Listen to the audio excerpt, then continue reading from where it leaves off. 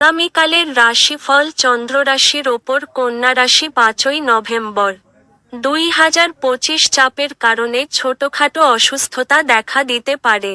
হালকা বোধ করতে বন্ধু এবং পরিবারের সদস্যদের মাঝে বসুন।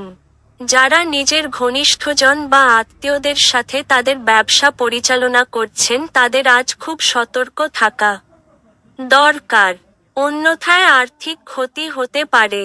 বন্ধুবান্ধবদের সাথে ক্রিয়াকলাপ উপভোগ্য হবে, কিন্তু স্বেচ্ছায় খরচ করার জন্য এগিয়ে যাবেন না, অন্যথায় খালি পকেট নিয়ে আপনাকে বাড়ি পৌঁছতে হবে।